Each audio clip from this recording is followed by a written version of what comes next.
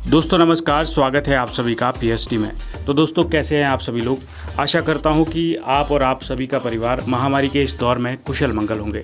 तो दोस्तों इस वीडियो के जरिए हम बात करेंगे तहसील वेलफेयर ऑफिसर के सिलेबस के बारे में। और हाँ, सिलेक्शन प्रोसेस को लेकर एस्पायरेंट के बीच बहुत सारे डाउट्स हैं, मिथ्स है, उस चीज़ के बारे में भी बात करेंगे, क्योंकि एक्सक्लूसिवली कहीं पे वेबसाइट में प्रॉपर जानकारी नहीं मिल रही है। यहाँ तक कि एडवर्टाइजमेंट पे भी थोड़ा सा डाउट होता है कि किस तरह का सिलेक्शन प्रोसेस रहेगा। और यहाँ तक कि HPPSC की वेबसाइट में जो सिलेबस अभी अपडेट हुआ है उसमें भी थोड़ा सा क्लियर नहीं बताया गया है।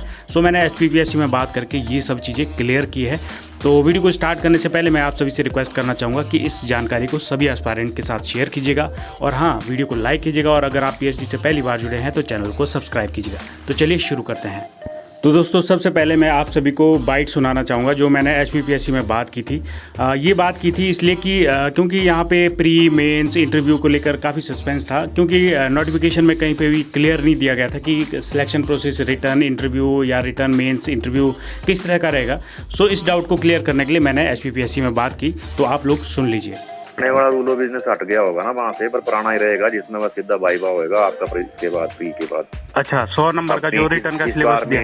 हाँ, 100 नंबर का रिटर्न या 200 नंबर का जो भी होगा वो होगा जी। और फिर उसके बाद वाइवा होगा। नंबर नहीं काउंट होंगे इसके जो प्री के हैं ना। अच्छा, वो नंबर नहीं काउंट होंगे अभी पुरानी पोस्ट। अच्छा, सिलेक्शन बाद में इंटरव्यू के बाद ही होगा, इंटरव्यू वाले नंबर पे होगा, मतलब सिलेक्शन इंटरव्यू वाले नंबर पे होगी सिलेक्शन। अच्छा, इंटरव्यू में कितने नंबर होने सर?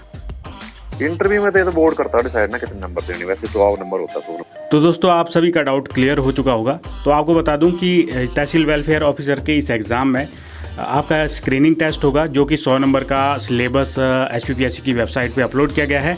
और हाँ, उसके बाद सीधा आपका इंटरव्यू होना है। दोस्तों आपको बता दूं साफ साफ कि यहाँ पे जो सिलेक्शन होगी वो खाली इंटरव्यू बेस पे होगी। जो आपके नंबर है बाद में सिलेक्शन मतलब जो होगी वो खाली इंटरव्यू के नंबर को देख के होगी। इंटरव्यू 100 नंबर का होगा, जो स्क्रीनिंग है वो खाली क्वालिफाइंग नेचर है। ठीक है, तो ये चीज़ आपको ध्यान देनी है। और आपको मेंस मूंस के बारे में जो कई सारे लोग बता रहे थे कि मेंस भी होगा, वो सब चीज़ें नहीं है। तो सिलेबस के ऊपर थोड़ा सा डिटेल में बात कर लेते हैं। तो दोस्तों बात कर लेते हैं सिलेबस के बारे में। जो स्क्रीनिंग टेस्ट का सिलेबस दिया गया है HPPSC की वेबसाइट में, तो दोस्तों 100 नंबर के 100 क्वेश्चन रहेंगे, 2 घंटे का टाइम मिलेगा आपको और नेगेटिव मार्किंग रहेगी। तो दोस्तों इसमें जो 100 नंबर के क्वेश्चन आएंगे उसमें जनरल स्टडीज़ के 50 क्वेश्चन आएंगे। जनरल स्टडीज़ में आप टॉपिक देख सकते हैं मॉडर्न इंडिया जो हिस्ट्री है, और इंडियन कल्चर है, इंडियन पॉलिटी है, इंडियन इकोनॉमी है, ज्योग्राफी ऑफ इंडिया है। और इसके बाद HPGK रहेगी जो कि 30 नंबर की रहेगी, जिसमें हिमाचल की हिस्ट्री होगी, ज्योग्राफी होगी और बाकी डेवलपमेंट के जो भी तमाम तरह की जो स्टैटिक GK HP की होगी वो सब चीज़ें पूछी जाएगी 30 नंबर में।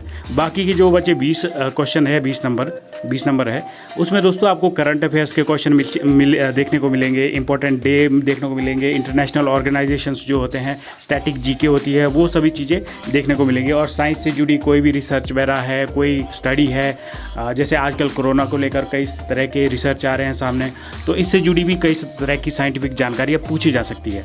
तो ये सभी चीज़ें सिलेबस है। अगर थोड़ा सा डिटेल में बात की जाए तो सबसे पहले अगर बात करें इन 50 क्वेश्चनों की, तो अगर मॉडर्न हिस्ट्री की बात करें दोस्तों, आपको जब हिस्ट्री पढ़ेंगे तो आपको एनिशिएंट इंडिया या मेडिवल इंडिया पढ़ने की ज़रूरत नहीं है।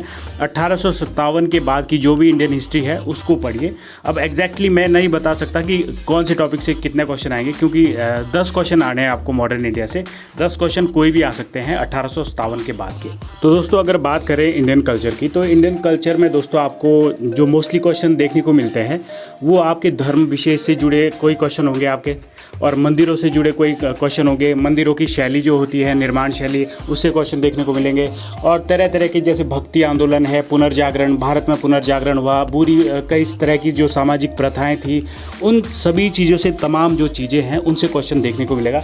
जैसे हमारे कोई भी पुराने विरासत भवन है, मतलब बहुत पुराने गुफाएँ हैं, उनसे भी क्वेश्चन देखने को जरूर मिलेगा आपको। ये सभी चीज़ें संस्कृति में आती है। तमाम तरह के जो साउथ में भी धार्मिक अनुयायी थे, कई तरह के जो आंदोलन हुए थे धर्म से जुड़े, वो सभी चीज़ें आपको संस्कृति में देखने को मिलेगी। और धर्म विशेष से आपको मंदिर वगैरह, मस्जिद वगैरह, ये कोई इंफ्रास्ट्रक्चर कौन सी कहाँ बनी है, लोकेशन पूछ लेगा। तो मतलब ये आपका संस्कृति में आएगा, ठीक है, इंडियन कल्चर में आएगा। तो आपको यहाँ से 10 क्वेश्चन देखने को मिलेंगे। दोस्तों कुल मिला के इन 50 प्रश्नों में आपको 5 यूनिट बताए हैं। तो एक मॉडर्न इंडिया, दूसरा इंडियन कल्चर और तीसरा ये इंडियन पॉलिटी। तो इंडियन पॉलिटी में दोस्तों आपको 10 क्वेश्चन देखने को मिलेंगे। 10 क्वेश्चन में आपको मैक्सिमम जो क्वेश्चन है मैं बता दूं आपको इंडियन कॉन्स्टिट्यूशन से देखने को मिलेंगे, प्रियम्बल से भी आपको क्वेश्चन मिलेगा। बाकी इंडियन कॉन्स्टिट्यूशन में मैक्सिमम जो क्वेश्चन जो बनते हैं वो क्वेश्चन जो हमारी इस समय वर्तमान में जो चीज़ें संविधान में संवैधानिक रूप से चर्चा में रह रही हो, जैसे जम्मू कश्मीर से जुड़े मामले चर्चा में रहते हैं, राज्य से राज्यपाल से जुड़े मामले चर्चा में रहते हैं, उन सभी चीज़ों को कोरिलेट करके कोई ना कोई क्वेश्चन पूछा जाता है। वैसे तो आपको इंडियन कॉन्स्टिट्यूशन पूरा ही मालूम होना चाहिए, जानकारी होनी चाहिए, याद तो किसी को नहीं होता, लेकिन जानकारी होनी चाहिए कि कहाँ पे कौन सा प्रावधान किया गया है। तो उन चीज़ों को उस तरह से पढ़ लीजिएगा, थोड़ा सा कोरिलेट करके पढ़िएगा ताकि आपको मैक्सिमम क्वेश्चन आपके पढ़े हुए में से मिल जाए। ठीक है, बाकी कोई भी जैसे कई तरह के मतलब जो भी विवाद पैदा हुए हैं कॉन्स्टिट्यूशन को लेकर इस समय, मतलब जिस ਵਿੱਚ बहुत ज़्यादा चर्चाएं हुई न्यूज़ में, अपने राज्यसभा टीवी में जो बहुत सारे टॉपिक कॉन्स्टिट्यूशन के डिस्कस हुए हैं, उनमें से मैक्सिमम क्वेश्चन आपको देखने को मिलेंगे। अगर इसके बाद बात की जाए इंडियन इकोनॉमी की, तो इंडियन इकोनॉमी में दोस्तों बेसिक कॉन्सेप्ट से क्वेश्चन आते हैं इकोनॉमी के, और बाकी जो नवीनतम जो सर्वे वगैरह होते हैं, आपका डेमोग्राफी से भी क्वेश्चन देखने को मिलेगा। तो इस चीज़ को भी तैयार कीजिएगा। ठीक है, और इसके बाद ज्योग्राफी की बात करें तो ज्योग्राफी में मोस्टली भारत की जो ज्योग्राफी है उसको ही पूछ लेगा, वनों के बारे में, यहाँ पे जो झीलें हैं और तमाम तरह के जो मतलब अनेक ये जो फॉरेस्ट रिजर्व एरिया है और पार्क है, नेशनल पार्क है, रामसर एरिया है, मतलब तमाम तरह की जो भी चीज़ें हैं करंटली चर्चा में आई है किसी ना किसी वजह से, या फिर वो बहुत इंपॉर्टेंट है टूरिज़्म के पर्पज़ से, तो ज्योग्राफी को भी इस तरह से तैयार कीजिएगा। बाकी आपको इस चीज़ के बारे में पता होगा। और हाँ, यहाँ तक कि अगर आइडिया लेना है तो आपको जो नायब तहसीलदार का प्रीवियस ईयर प्रीलिम्स का क्वेश्चन पेपर है उसको डाउनलोड कर लीजिए, आपको बेहतर आइडिया उससे आपको इसके लिए प्रिपरेशन करने को मिलेगा, और क्वेश्चन भी आपको काफ़ी सारे कोरिलेट करके देखने को मिलेंगे उससे।